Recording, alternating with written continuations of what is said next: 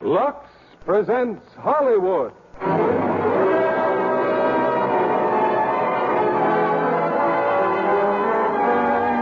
Lever Brothers Company, the makers of Lux Flakes, bring you the Lux Radio Theater, starring Betty Davis, Ann Baxter, Reginald Gardner, and Gary Merrill in All About Eve. Ladies and gentlemen, your producer, Mr. William Keighley.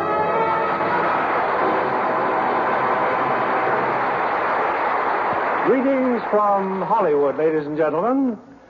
While I was directing plays on the New York stage, I had a first-hand opportunity to watch the frantic struggle of young actresses to attain stardom in the theater. But none, that I knew at least, used the tactics of the young woman in our play tonight, All About Eve. I first read of Eve's unorthodox behavior in a magazine story by Mary Orr, entitled The Wisdom of Eve.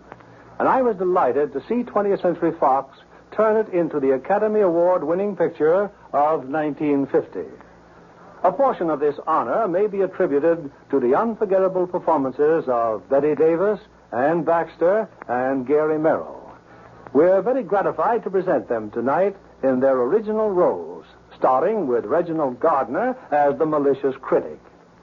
I'm sure if we really knew all about Eve, we'd discover Lux Flakes in her household. You know, Lux Flakes are a must for all discriminating women who demand gentle, safer washing care. Now, All About Eve, starring Betty Davis as Margot, Ann Baxter as Eve, Reginald Gardner as Addison DeWitt, and Gary Merrill as Bill.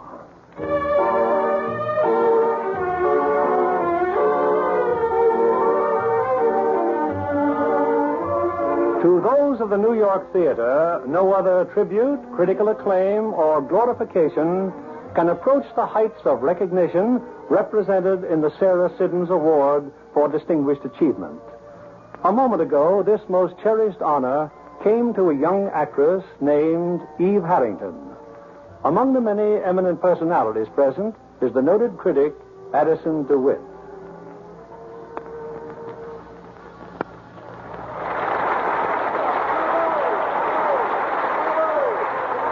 Yes, this is Eve's hour. Beautiful, radiant, poised, she is about to make her speech of acceptance. The hall rings with applause and bravos. Everyone is looking at Eve, all except Karen Richards. Karen's made a little pile of crumbs on the tablecloth. She's patting it with a spoon, staring at it absently. I wonder what Karen Richards is thinking about. Eve Harrington. It seems a lifetime ago, that rainy night in October. I hurried down the alley to the stage door. But where was she? Strange. I'd become so accustomed to seeing her here night after night, I found myself looking for a girl I'd never spoken to, wondering where she... Oh, there you are. Well, it seemed odd suddenly you're not being here. After all, 6 nights a week for weeks, watching Margot Channing enter and leave a theater. I hope you don't mind my speaking to you. It took every bit of courage I could raise. To speak to a playwright's wife? I'm the lowest form of celebrity. You're Margot Channing's best friend. You and your husband are always with her. Tell me, what do you do in between the time Margot goes in the theater and comes out? Just huddle and wait? Oh, no. I see the play. See the play? You mean you've seen every performance? Yes. Well, apart from everything else, don't you find it expensive? Standing room doesn't cost much. I manage. Well, you're coming with me, young lady. I'm going to take you to Margot. Oh, no. Oh, yes, she's got to meet you. Oh, no, I'd be imposing on her. I'd be just another tongue-tied, gushing fan. There isn't another like you. There couldn't be. Oh, by the way, what's your name? Eve Harrington. Margot was in her dressing room. Lloyd, my husband, was with her, and of course, Birdie, Margot's maid. Good morning, Karen. Margot's just been interviewed by a lady reporter from the South. And the minute it gets printed, they're going to fire on Gettysburg all over again. It was Fort Sumter they fired on. Where's my cold cream? Lloyd, honey, be a playwright with guts. Write me a play about a nice, normal woman who just shoots her husband. I find these wisecracks increasingly less funny, Margot. Aged in Wood happens to be a fine and distinguished play. That's my loyal little woman. Oh, relax, kid. It's just me and my big mouth. Well, it's just that you get me so mad sometimes. Of all the women in the world, there's nothing to complain about. Ain't it the truth? Yes, it is. You're talented, famous, wealthy. People waiting around night after night just to see you, even in the rain. Autograph fiends, little bees. They're your fans, your audience. They're nobody's audience. They never see a play or a movie even. They're never indoors long enough. Well, there's one indoors right now. I brought her back to see you. You've what? Yes, she's just outside the door. Birdie. Yeah. The heave-ho. Oh, now you can't put her out, Margot. She worships you. You must have spotted her by now. She's always there. Oh, I know. The mousy one with the trench coat and the funny hat. Yes. Come in, Eve. Margot, this is Eve Harrington. How do you do, my dear? Oh, brother. Hello, Miss Channing. My husband. Hello, Miss Harrington. How do you do, Mr. Richards? And this is my dear friend and companion, Miss Birdie Coonan. Oh, brother. Oh, brother, what? When she gets like this, all of a sudden she's playing Hamlet's mother. I'm sure you must have things to do in the bathroom, Birdie, dear. If I haven't, I'll find something till you get normal. Dear Birdie. I was just telling Margot and Lloyd how often you've seen the play. Yes, every performance. Well, then, am I safe in assuming that you like it? I'd like anything Miss Channing played in. Would you really? How sweet. Your new play is for Miss Channing, too, isn't it? Well, how did you hear about it? Well, there was an item in Addison DeWitt's column. I like the title. Footsteps on the Ceiling. Oh, well, let's get back to this one. Every performance, Why? Yes, there are other plays. Not with you in them. Not by Mr. Richards. But you must have friends, a home, family. No. Tell us about it, Eve. If I only knew how. Try. Well, it started with a play before this one. Remember? Did you see it here in New York? San Francisco. The most important night of my life. Until now. I found myself going the next night. And the next, and the next. And then when the show went east, I went east. Eve, why don't you start at the beginning? Oh, I couldn't possibly interest you. Now, please. Well, I guess it started back home. Wisconsin, that is. There was just Mom and Dad and me.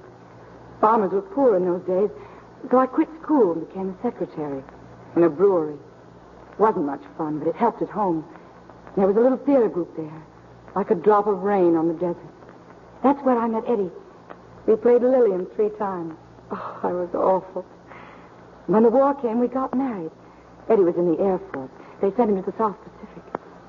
And then a letter arrived. Eddie had a leave coming up, and I went to San Francisco to meet him. But Eddie wasn't there. Just a telegram. Say Eddie wasn't coming at all. That Eddie was dead. I found a job, and his insurance helped. And there were theaters in San Francisco. And then one night, Margot Channing came to play in remembrance. And, well, here I am. What a story. Everything but the bloodhound snapping at her rear end. There are some human experiences, Birdie, that even an ex-fifth-rate vaudevillian should understand and respect. I want to apologize for Birdie. Sorry, it's just my way of talking. You didn't hurt my feelings, Miss Coonan. Call me Birdie. Oh, hi, you, Mr. Sampson. Hi, Birdie. For your information, Margot, my plane takes off in 47 minutes. And how do I find you? Not ready yet and looking like a junkyard. Thank you so much. Bill, this The airlines have clocks even if you haven't. I start shooting a week from Monday. Bill. I'm a junkyard. Bill, this is Eve Harrington. Hi. My wonderful junkyard. The mystery and dreams you find in a junkyard. Oh, hello. What's your name? Eve Harrington. You've already met. Huh? Where? Oh, Eve, you're not going. I think I'd better. It's been... I can hardly find the words to say how it's been. Thank you. No, stick around. Tell you what, we'll put Stanislavski on his plane, you and I, and then go somewhere and talk. Well, if I'm not in the way... I'll shower and dress. I won't be a minute. Yes, Bill was going to Hollywood to direct a picture. I can't remember why Lloyd and I couldn't go to the airport with them, but I do remember that as we left, Eve started talking to Bill. So you're going to Hollywood, Mr. Sampson? Just for one picture. Why? I just wondered Just wondered what? why you'd want to go out there. I mean, Well, when a man's the best and most successful young director in the theater. The theater? What book of rules says the theater exists only in New York? Listen, Junior, and learn. Yes. Do you want to know what the theater is? A flea circus. Also opera, rodeos, carnivals, ballets, Indian tribal dances, Punch and Judy, a one-man band. Wherever there's magic and make-believe and an audience, there's theater. From Donald Duck to Eleanor Adusa, all theater. You don't understand them all. You don't like them all. Why should you? The theater's for everybody, you included, but not exclusively. So don't approve or disapprove. It may not be your theater, but it's theater for somebody, somewhere. I just asked a simple question. And I shot my mouth off. Nothing personal, Junior.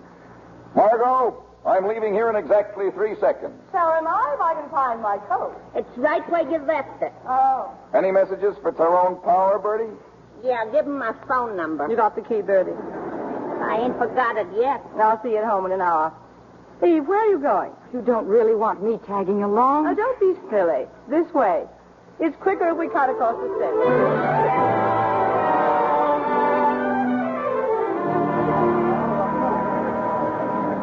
Where is she, Bill? What happened to Eve? She's at the desk picking up my tickets. She said we had so little time to be together that... She's quite a girl.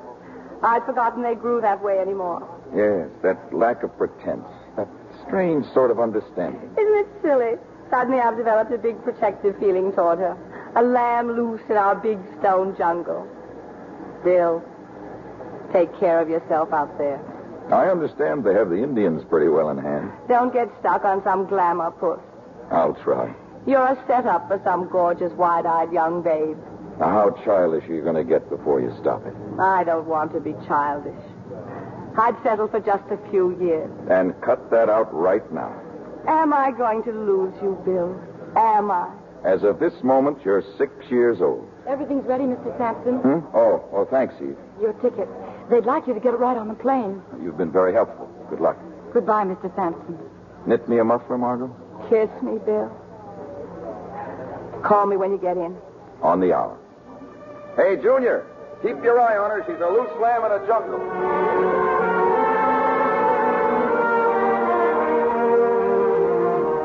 That same night we went for Eve's things, her few pitiful possessions, and she moved into the little guest room. Eve became my sister, lawyer, mother, friend, psychiatrist, and cop. Her quiet efficiency, her constant anticipation of my wishes drove Bertie mad. I loved it. Yes, the honeymoon was on. Early one morning, the telephone rang. I was half groggy with sleep. The operator made no sense to me at all. We are ready with your call to Beverly Hills, California. Where? What call? We are ready with the call you placed for 12 midnight California time to Mr. William Sampson in Beverly Hills. Go ahead, please. Margot, what a wonderful surprise. What a thoughtful, ever-loving thing to do. Bill, have I gone crazy, Bill? You're my girl, aren't you? That I am. Then you're crazy. Oh. When are you coming back? In a week. Well, I'm waiting. When are you going to say it? Oh, now, Bill, you know how much I do, but over a phone. Now, really, that's kid stuff. Kid stuff or not, it doesn't happen every day, and if you won't say it, then you can sing it. Sing it? Sure, like the Western Union boys used to do. Bill, it's your birthday. And who remembered it? Who was there on the dot at 12 midnight? Happy birthday, darling. Well, the reading could have been better, but you said it. Hey, I get a party, don't I? Of course, birthday and coming home. Who'll I ask? Well, it's no secret. I know all about the party. Eve wrote me. Eve? She did. Sure, she hasn't missed a week since I left. But you know all about that. You probably tell her what to write. Tell me, how is Eve, okay? Okay. I love you. I'll check with Eve. I love you, too. Good night, darling. I thought a lot about that phone call. In the morning when Bertie came in with my breakfast. Well, that's a silly question to ask me. All I said was, you don't like Eve, do you? You want an argument or an answer? I'd like an answer. No. Why not? Now, you want an argument. Well, she's loyal and efficient. Like an agent with only one client. She thinks only of me, doesn't she? I'll say. How do you mean that? Well, I'll tell you how. Like she's studying you. Like you was a book or a play or A set of blueprints. How you walk, talk, eat, think, sleep. I'm sure that's very flattering, Bertie, and I'm also Good morning. sure. Good morning, Eve. I'm going downtown now, Miss Channing. Is there anything else you've thought of? Well, there's that script to take back to the guild. I've got it. And those checks for the income tax man. Right in this envelope. It seems I can't think of a thing you haven't thought of. That's my job, Miss Channing. Eve, by any chance, did you place a call from me to Bill Sampson for midnight California time? Golly, I forgot to tell you. Yes, dear. You forgot all about it. Well, I was sure you'd want to, of course, being his birthday. And you've been so busy. It was very thoughtful of you, Eve. Mr. Sampson's birthday. I couldn't forget that. You'd never forgive me. As a matter of fact, I sent him a telegram myself. Did you say something, Bertie? Who said something? Don't.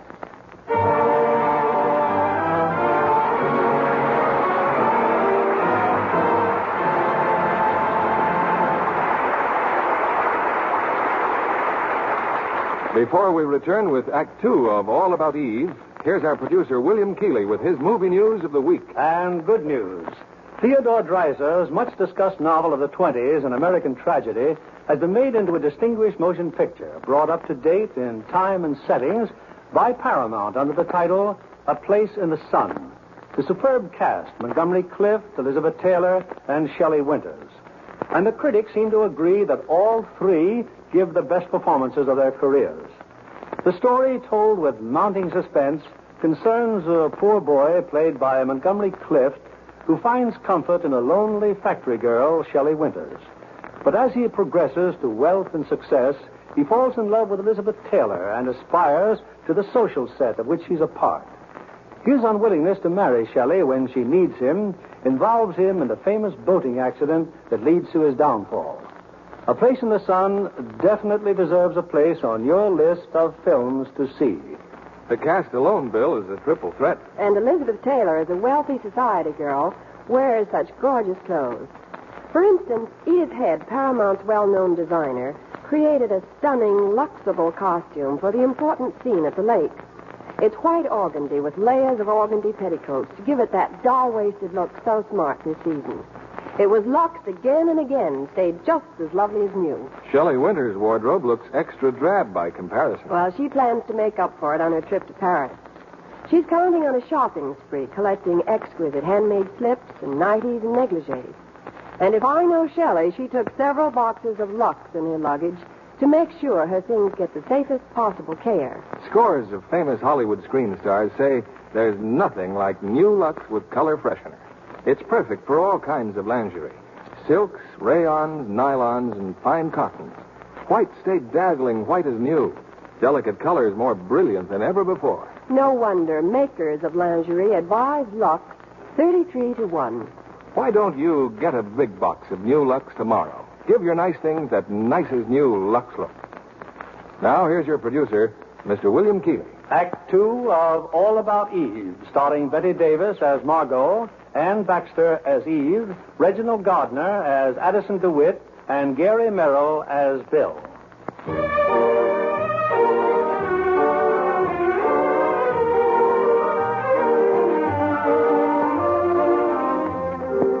Bill's welcome home birthday party. A night to go down in history.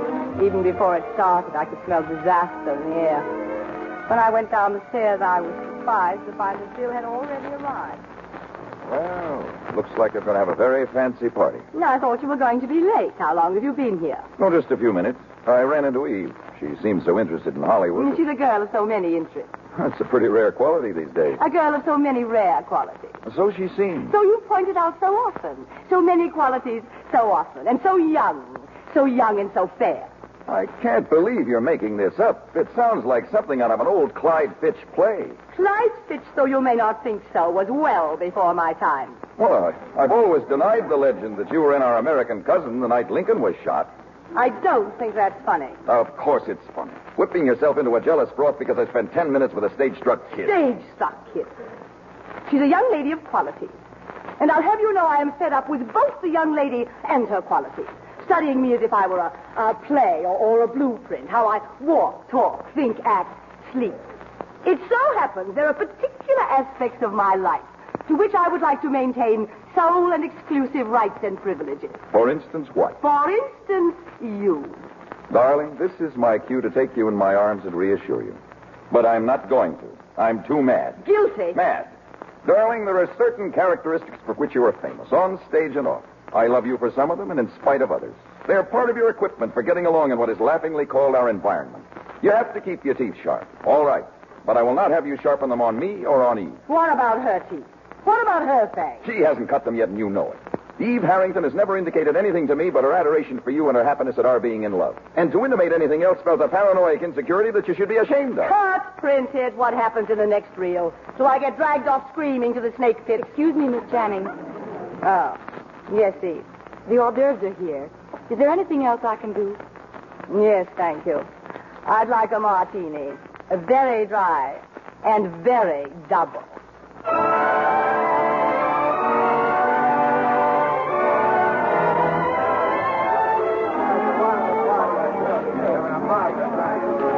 Well, I've been looking for you, Margot. Karen and I have to run along. It's been a swell party. Where's Karen Lloyd? Upstairs. Yes, getting her coat, I think. How's the new play coming along? Footsteps on the ceiling? Oh, all right, I guess. And the girl, is she still 20? No, 20-ish. It's not important. Don't you think it's about time it became important? Margot, you haven't got any age. Margot Channing is ageless. Spoken like a press agent. Lloyd, I'm not 20-ish. I'm not 30-ish. 3 months ago, I was 40 years old. 40. That slipped out. I hadn't quite made up my mind to admit it. You've had another fight with Bill, am I right? Bill's 32. He looks 32. He looked at 5 years ago, and he'll look at 20 years from now. I hate men. Don't worry, Lloyd. I'll play your play. I'll wear rompers and come in rolling a hoop if you like. Now get out of here. Go find your wife.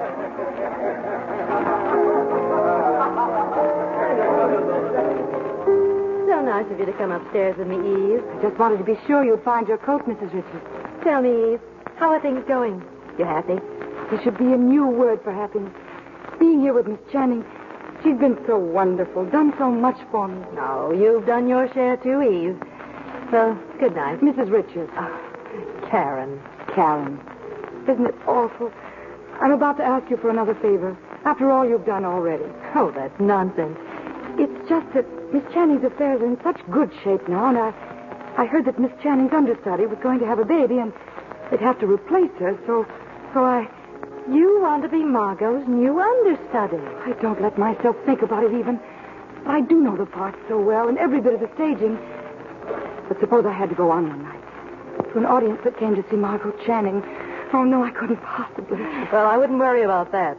Margot just doesn't miss performances. If she can walk, crawl, or roll, she plays. The show must go on. No, dear. Margot must go on. But as a matter of fact, I don't see why you shouldn't be her understudy. Do you think she'd approve?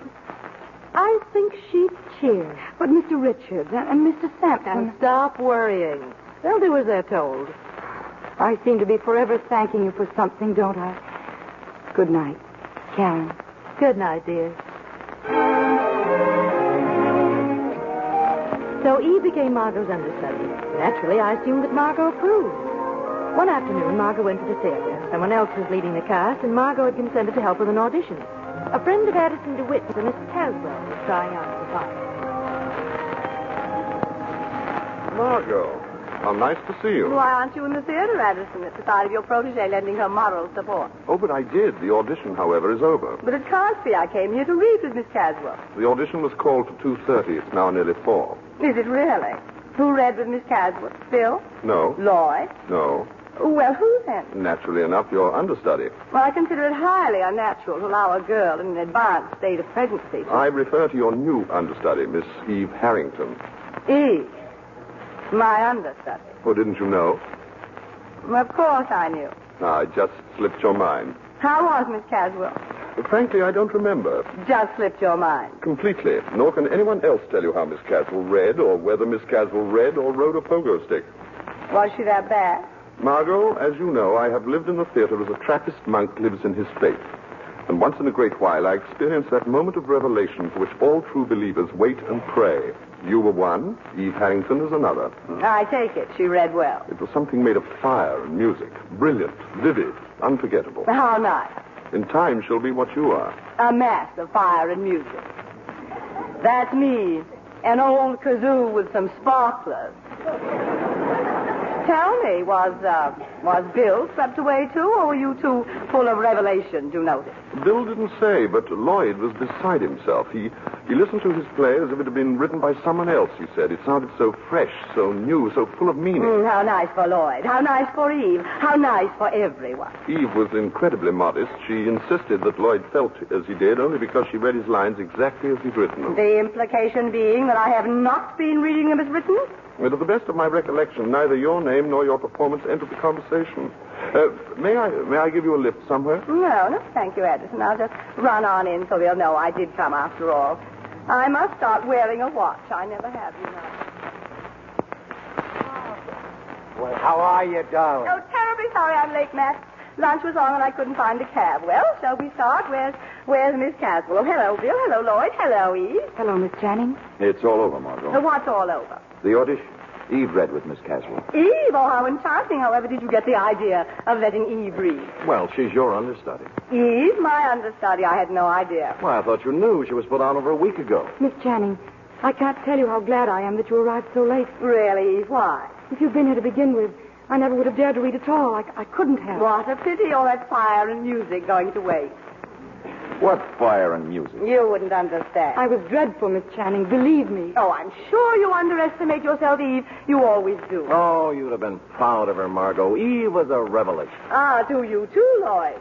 What do you mean by that? I mean, among other things, it must have been a revelation to have a 24-year-old character played by a 24-year-old actress. Also, it must have seemed so new and fresh to you, so exciting to have your lines read just as you wrote them. Addison. You've seen Addison. So full of meaning, fire, and music. You've been talking to that fishwife, Addison DeWitt. In this case, apparently as trustworthy as the World Almanac. You knew when you came in that the audition was over, that Eve was your understudy, playing that childish little game of cat and mouse. Not mouse, never mouse. If anything, rat.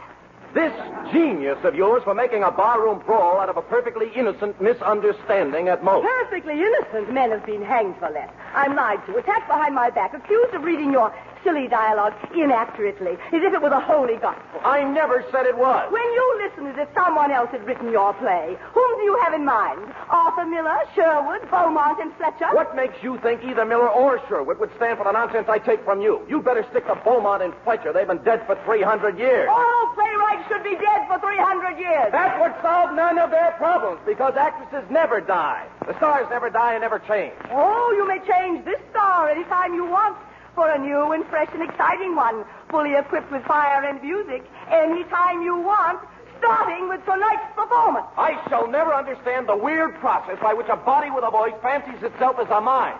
Just when exactly does an actress decide they're her words she's saying and her thoughts she's expressing? Usually at the point when she has to rewrite and rethink them to keep the audience from leaving the theater. It's about time the piano realized it has not written the concerto. And you, I take it, Bill, are the Paderewski who plays his concerto. On me, the piano. Where is Princess Fire and Music? Who? The Kid Jr. Gone? Oh, I must have frightened her away. I wouldn't be surprised. Sometimes you frighten me. I'm nothing but a body with a voice, no mind. What a body, what a voice. Now calm down. The gong rang, the fight's over. I will not calm down. No, don't calm down. And I will not be plotted against. Here we go. Such nonsense. What do you all take me for? Little Nell from the country. She's been my understudy for over a week. Arrives here for an audition when everyone knows I will be here and gives a performance. Out of nowhere gives a performance. You've been all through that with Lloyd. Full of fire and music and whatnot. Carefully rehearsed, I have no doubt. Full of those Bill Sampson touches. I'm sick and tired of these paranoid outbursts. I didn't even know Eve Harrington was your understudy until 2:30 this afternoon. Tell that to Dr. Freud along with the rest of it. No, I'll tell it to you. For the last time, I'll tell it to you. I love you. You're a beautiful and an intelligent woman. A body with a voice. And a great actress. You have every reason for happiness. Except happiness. Every reason. But due to some uncontrollable, unconscious drive, you permit the slightest action of a kid like Eve to turn you into an hysterical, screaming heart. Now, once and for all, stop it. Well, it's obvious you're not a woman. I've been aware of that for some time. Well, I am. I'll say. Now, come on, Margot. Let's get out of here. I'll buy you a drink. I'll admit I may have seen better days, but I'm still not to be had for the price of a cocktail like a salted peanut. Margot, let's make peace. Terms are too high. Unconditional surrender. Just being happy. Just stopping all this nonsense about Eve and Eve and me. Oh, it's not nonsense. I wish it were. I said before it was going to be my last try, and I meant it. I can't think of anything else to do. I wish I could. Goodbye, Margot. Phil, where are you going? To find Eve? That suddenly makes the whole thing believable. Phil? Oh, no.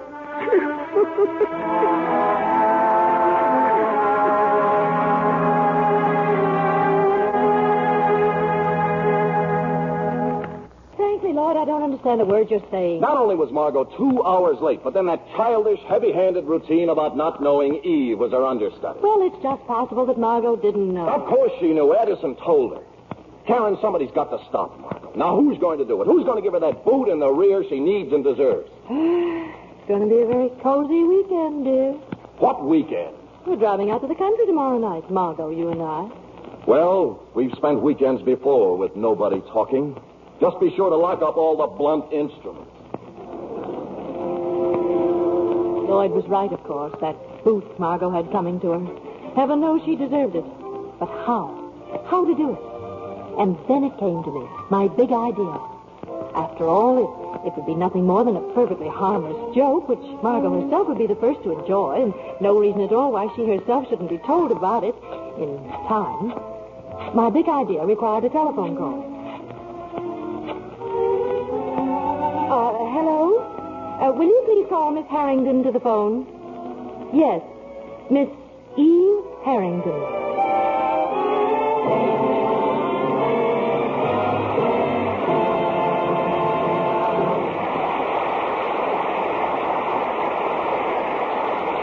Before we continue with Act 2 of All About Eve, I'd like to introduce a special guest, Miss Jean Mayberry, the charming daughter of a friend of mine, the casting director at 20th Century Fox. I understand, Jean, that your career started with ice skating. That's right, Mr. Keeley. I joined an ice show troupe and traveled all over, even to Cuba. Well, a generation ago, ice skating in Cuba would have been as fantastic as an invasion from another planet. But today, such a possibility isn't so fantastic. 20th Century Fox has even made a picture about it. Yes, The Day the Earth Stood Still. A very provocative picture. Michael Rennie, as a man from another planet, arrives to warn the Earth that they must maintain peace or be destroyed. I was fascinated by the huge flying disc that carries him to Earth. And Patricia Neal was fascinated by Michael. And both Michael and Hugh Marlowe found her fascinating, too. Well, no wonder. She did look so excitingly lovely in the simple wardrobe she wears in The Day the Earth Stood Still.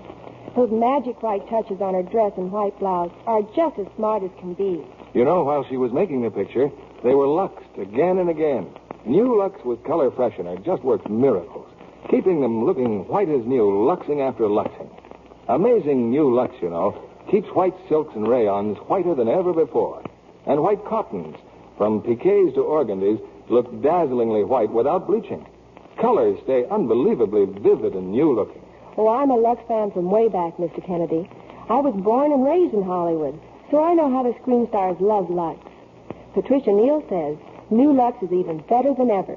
Thank you, Jean Mayberry. We're delighted to have you tonight. Women all over the country are excited about wonderful New Lux.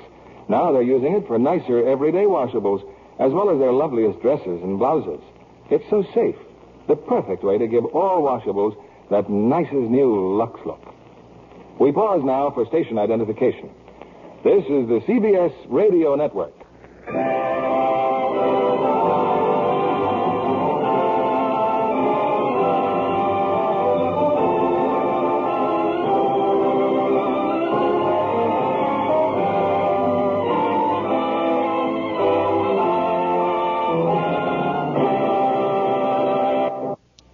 curtain rises on Act 3 of All About Eve, starring Betty Davis as Margot, Ann Baxter as Eve, Reginald Gardner as Addison DeWitt, and Gary Merrill as Bill.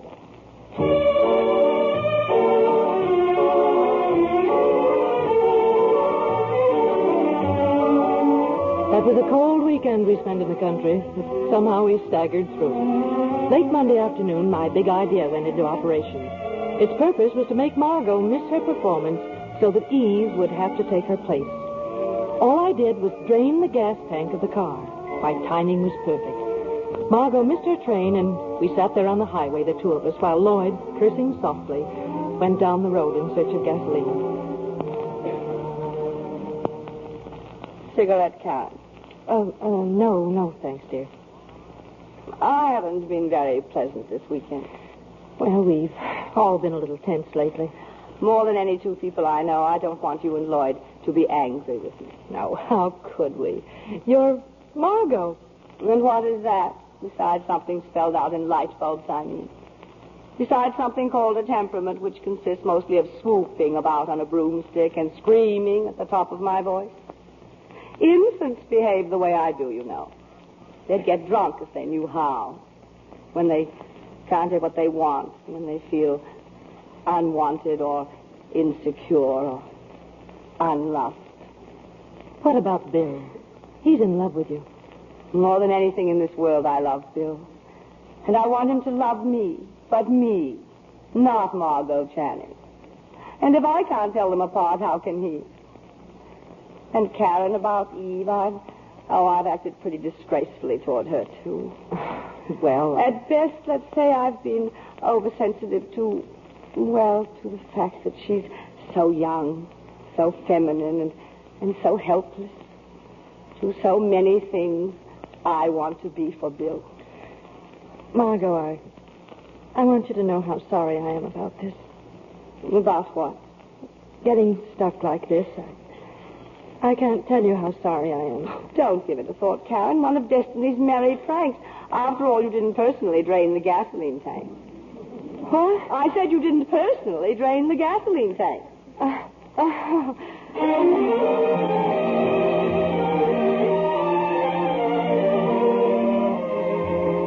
This is Addison DeWitt. It is now my turn to tell you all about Eve.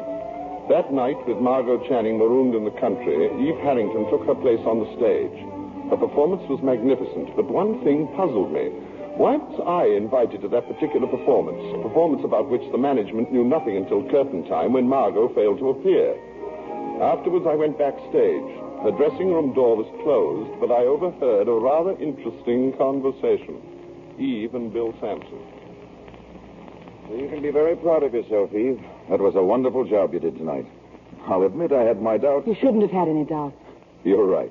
With work and patience, you'll be a good actress, if that's what you want to be. Is that what you want me to be? Well, I'm talking about you and what you want. So am I. Well, what have I got to do with it? Everything.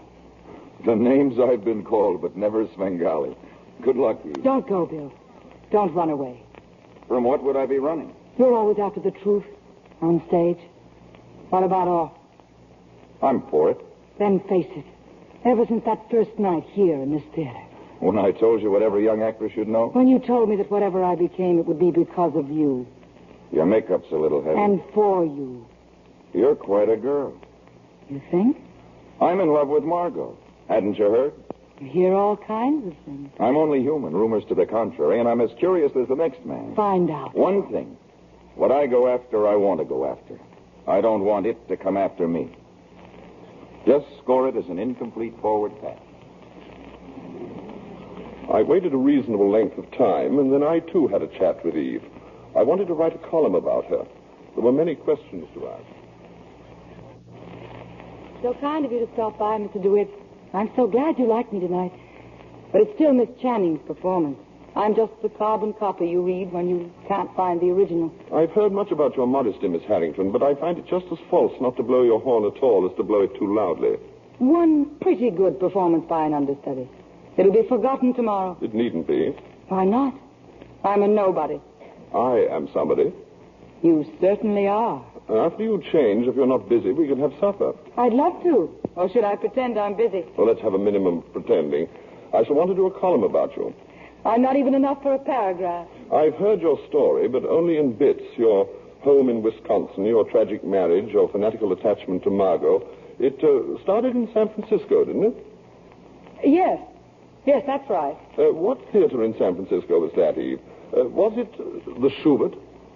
Yes, the Schubert. Fine old theater, the Schubert, full of dignity and traditions. Really, if I'm ever going to change, I'll only be a moment, Mr. DeWitt. Where would you like to go, Eve? We must make this a special night. You take charge. Thank you. I believe I will.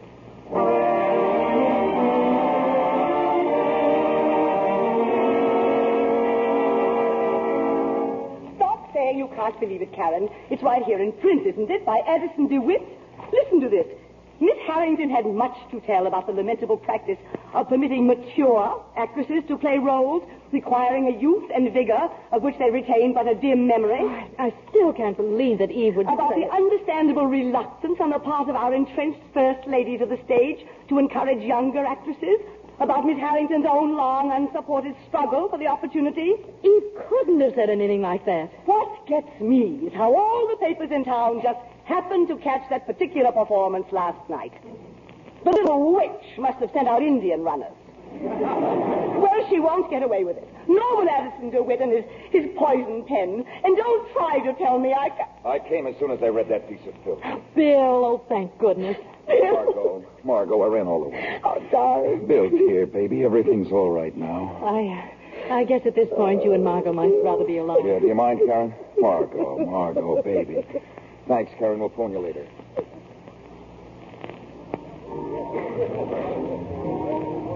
That night, Eve and I were having a bit of supper in the cub room when they walked in.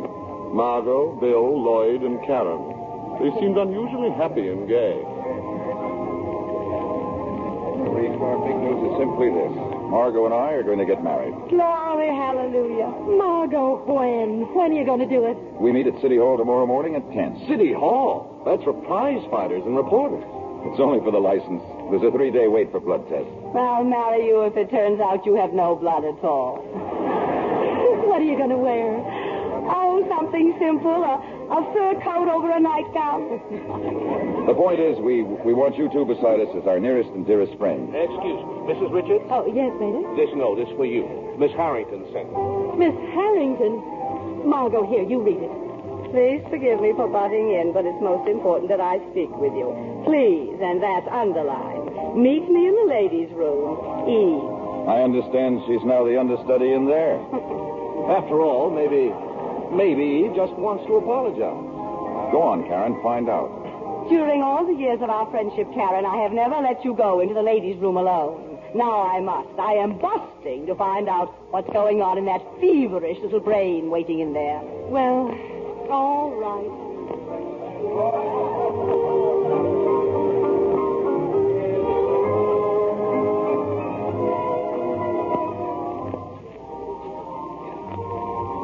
Thank you for coming, Karen. I just had to speak to you. It's about Mr. DeWitt's column. Are you going to tell me you didn't really say any of those things? All I know is that I tried to answer Mr. DeWitt's questions. You try to say what you mean, but somehow the words change. They become his words.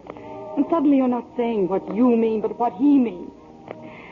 I just wanted you to know the responsibility is mine. And the disgrace. Now, let's not get over dramatic. You really have a low opinion of me, haven't you? You'll be glad to know I've been told off in no uncertain terms all over town. Oh, now, Eve, don't cry. After all, you still have a powerful friend in Addison DeWitt.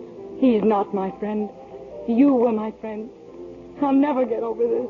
Never. Oh, yes, you will. You're very young and very talented. And believe it or not, if there's anything I can do... There is something. Yes. I think I know. Something most important you can do.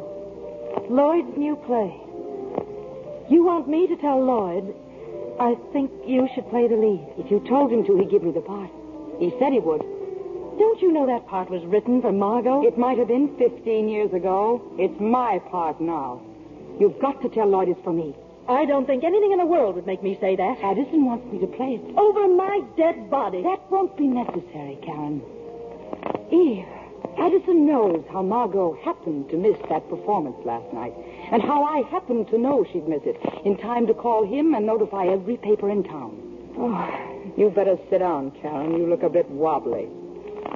If I play Cora, Addison will never tell what happened, in or out of print. A simple exchange of favors. I'm so happy I can do something for you at long last. Your friendship with Margot, your deep, close friendship. What would happen to it, do you think, if she knew the cheap trick you played on her for my benefit? No.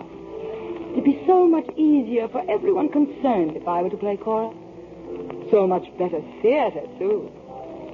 You'd do all that just for a part in a play. I'd do much more for a part that good. Excuse me, Karen. Addison's waiting for me.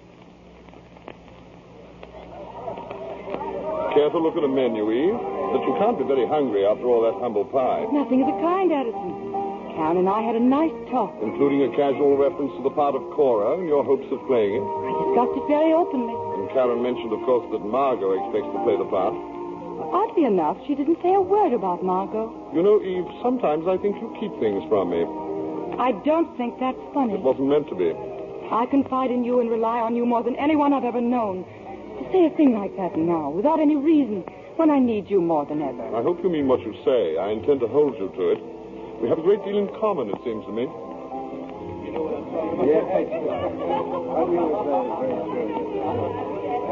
Well, what happened, Karen? Oh, nothing much. She apologized. With tears. With tears. Oh, very classy stuff. Lots of technique. Groom, may I have a wedding present? What would you like? Texas? I want everybody to shut up about Eve. Just shut up about Eve. That's all I want. Never have I been so happy. So happy and forgiving. I forgive Eve. Do you know why I forgive Eve? She left good behind. The four of us here together. It's Eve's fault. I forgive her. And Bill, especially Bill. She did that, too. You know, she probably means well after all. She's a louse. Never try to outguess Margot. Correct. Which brings me to you, Lloyd. Lloyd, I don't want to play Cora. You... What? Now, wait a minute, Karen. You've always been so touchy about his plays. It isn't the part. It's a great part. But not for me anymore. Not for a four-square, upright, downright, forthright married lady. What's your being married got to do with it? Oh, it means I've finally got a life to live. I don't have to play parts I'm too old for anymore, just because I've got nothing to do with my nights. Oh, Lloyd, please understand, please. What's so funny? Oh, nothing. Nothing? Everything's so funny. Everything.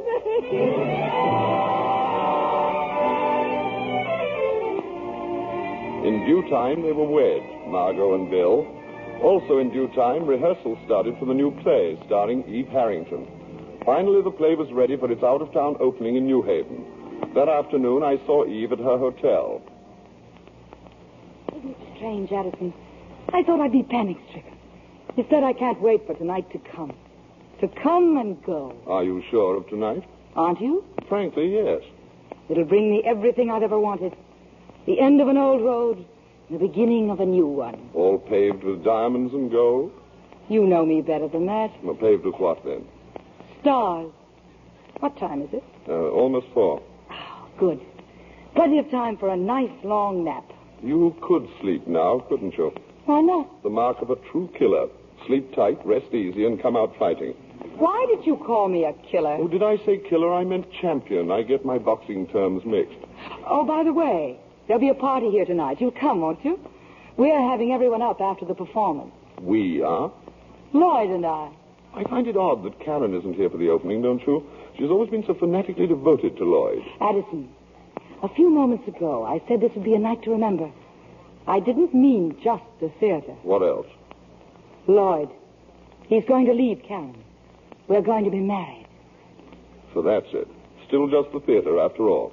It's nothing of the kind. Lloyd loves me. I know nothing of Lloyd and his loves. I leave those to Louisa May Alcott. But I do know you. I'm in love with Lloyd. Oh, Addison, won't it be just perfect? There's no telling how far we can go. You'll write great plays for me. I'll make them great. You're the only one I've told, the only one who knows except Lloyd and me. And Karen? She doesn't know. She knows enough not to be here. But not all of it. Not that Lloyd and I are going to be married. Well, say something. Anything. Congratulations. Gold. Good work, Eve. What do you take me for? Is it possible, even conceivable, that you've confused me with that gang of backward children you've played tricks on? That you have the same contempt for me you have for them? I'm sure you mean something by that, Edison. And I don't know what. I'm nobody's fool, Eve. Least of all yours. I never intended you to be. Yes, you did, and you still do. I still don't know what you're getting at. You know it as well as I do that Lloyd may leave Karen, but he will not leave her for you. What do you mean by that? You will not marry Lloyd Richards, or anyone else for that matter, because I will not permit it. Will not permit it? Well, that sounds medieval, something out of an old melodrama. So does the history of the world for the past 20 years. Frankly, I had hoped that somehow you would have known, that you would have taken it for granted that you and I... You and I?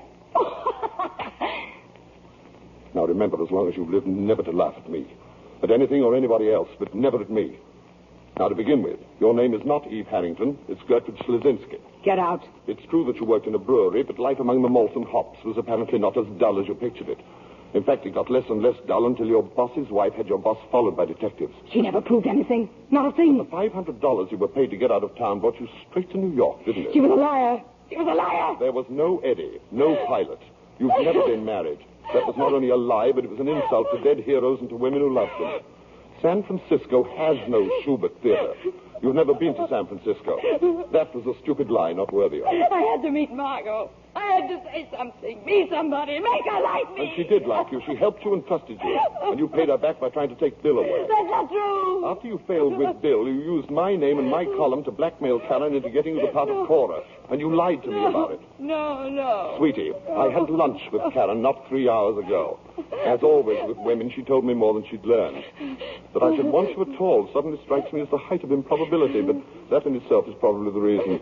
You're an improbable person, Eve, and so am I. We have that in common. Also, an inability to love, insatiable ambition, and talent. We deserve each other. Are you listening to me? Yes, Addison. And you realize and you agree how completely you belong to me? Yes, Addison. Then take your nap, and good luck for tonight. I won't go on tonight. I couldn't. Not possibly I couldn't go on. You'll give the performance of your life. I won't. I can't. But of course she did go on. And ever since, her triumph has endured. And that is why she's here tonight, here at the Sarah Siddons Society. Eve is now on the dais, so gracious and modest, telling the distinguished guests that the award belongs not to her, but to those who made it possible. Margot and Karen, Bill and Lloyd. Let's listen in. Without their kindness and friendship and faith and confidence in me, this night could never have been. How can I ever repay them?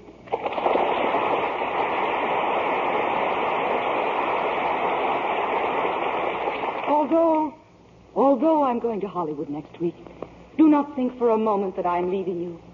My heart is here in the theater. I'll be back to claim it. And soon. That is, if you want me back.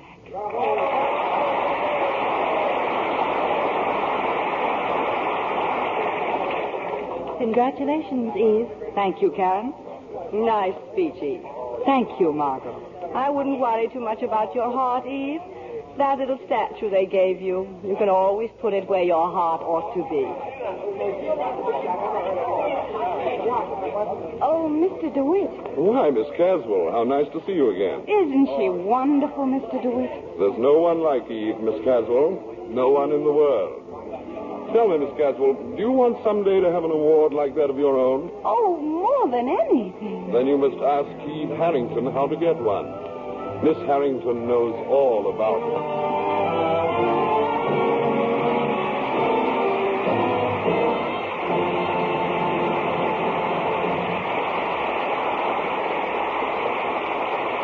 We hope you enjoyed our show as much as our stars enjoyed doing it for you. In just a moment, Mr. Keeley will return to the footlights with them and give you a preview of next week's show. Of course, you know what a reputation screen stars have for beautiful clothes. Well, you can give your washables the very same care the stars insist on for their own gorgeous things. It's New Lux with Color Freshener, the most wonderful improvement ever made in a wonderful product. Don't take my word for it. Try it yourself, and you'll agree you've never seen anything like the magic it works on colors. It actually keeps white things white as new, makes colors sparkle like jewels, and keeps your prints sharp and brilliantly clear. No other soap, no other type of suds is safer for your nice things. Your washable silks, rayons, nylons, and fine cottons. Once you've tried New Lux with Color Freshener, you'll never again put up with anything else. Get a big box of New Lux with Color Freshener tomorrow. Use it for all your washables. You'll be thrilled with their nicest new Lux look. Now, here's Mr. Keeley with our stars. And here they are, an outstanding cast to take a bow for outstanding performances. Betty Davis, Ann Baxter, Reginald Gardner, and Gary Merrill.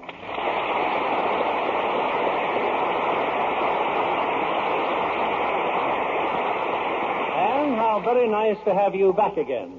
Bill, you know how I love appearing on the Lux Radio Theater. That's one way to get some more Lux Flakes, Ann.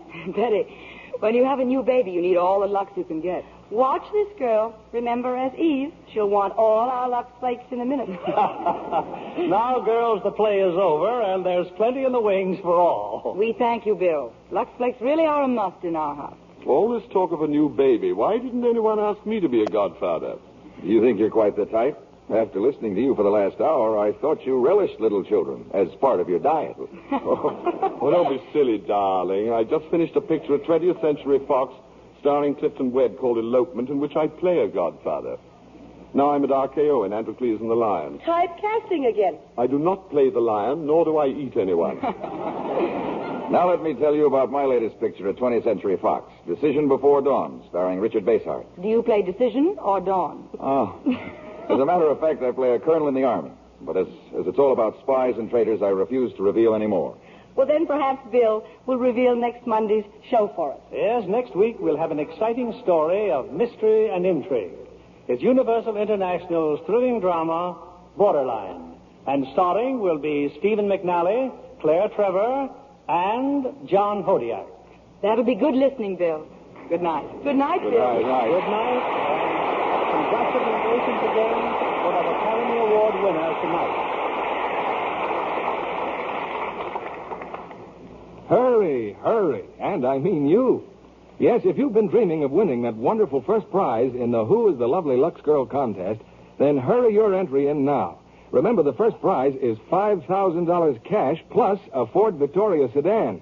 Besides the top prize, Lux is giving away 10 more Ford two-door sedans, 200 14-karat gold diamond Bulova watches, $10,000 in additional cash prizes. Get your entry blank at your grocer's. It has the star's picture to identify, the jingle to complete, the rules, the address. To each entry, attach 2 Lux soap wrappers, either bath or regular size.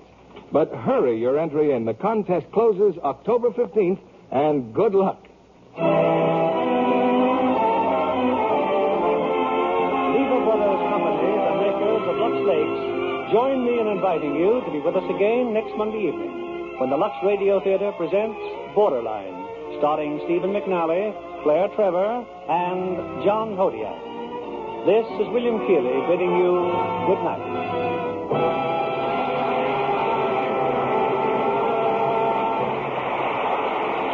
This year, the United Red Feather campaigns for the community chest must raise additional funds because of the defense emergency. So let's give the United wave. Ann Baxter appeared through the courtesy of 20th Century Fox, who will soon release The Desert Fox, starring James Mason. Heard in our cast tonight were Paula Winslow as Karen, Stephen Dunn as Lloyd, Ruth Parrott as Birdie, and Barbara Fuller, Joe Forte, and Eddie Marr. Our play was adapted by S.H. Barnett, and our music was directed by Rudy Schrager. This is your announcer, John Milton Kennedy, reminding you to join us again next Monday night to hear Borderline, starring Stephen McNally, Claire Trevor, and John Hodiak.